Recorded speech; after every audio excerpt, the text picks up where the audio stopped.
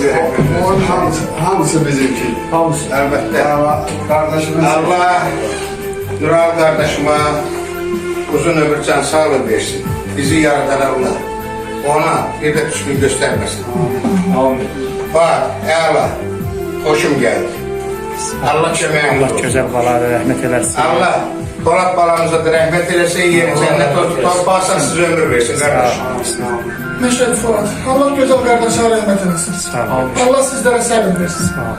Allah bugünkü günde bütün şahitlerimize rahmet eylesin. Yağmur kardeşim.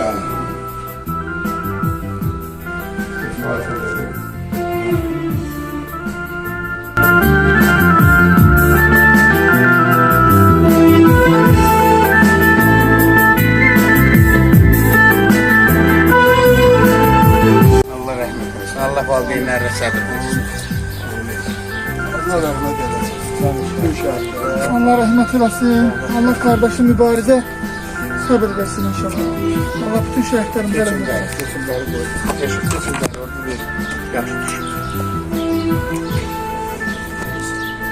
Allahümme salli ala Muhammed ve ali Muhammed ila ruhil merhumil mehuril merhumil. Allah'ım sen Kim ülkeler onlar, kim ülkeler var. ne bunlar? Kabaktakiler.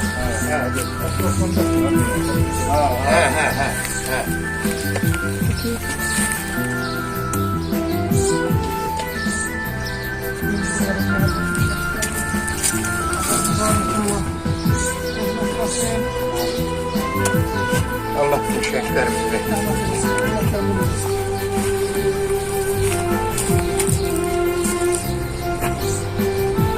Allah senden her zaman razı olsun inşallah.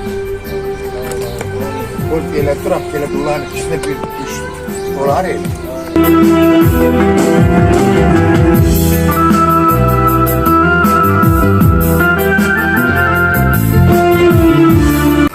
Allahümme salli ala Muhammed ali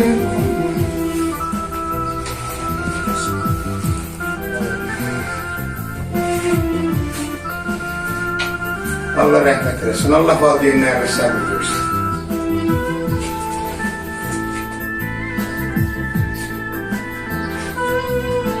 Ömer 44 günlük muharebenin en genç şahididir.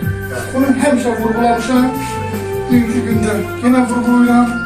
İnsanın yaşının genç olması onun eşlerine həlliləmir. Yaşı genç ama megamı Allah karşısında məlumdur ki uca bir məqamdadır. Allah atası Rəşad müəllimə, anasına, yaxınlarına, ailə üzvlərinə, şəhidini sevən hər bir şəxs Allah səbir etsin. Amin. Amin. Allah qəbul etsin.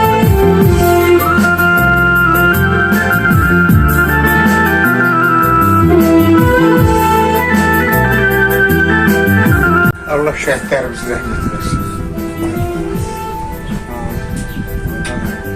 Allah valideynlərə sabır versin.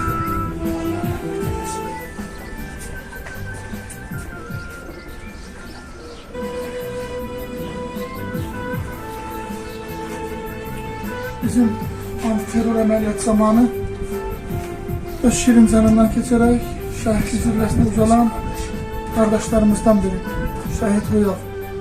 Allah rəhmət eləsin. Rüyalın müqabilində, timsalında bütün şəhidlərimizə rəhmət eləsin. Ailəsinə, yaxınlarına Allah mübarək təala səbir versin. Bugünkü bu isti havada sizi də gördüm.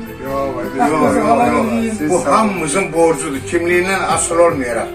Şəhidin ziyarətinə, şəhidin adı gələn yerdə kimlərsə gedirsə, elə bil ki, Allah yanında ən gözəl, sayılmış insanlardan olur. Allah köməyiniz olsun. Allah qəbul eləsin inşallah.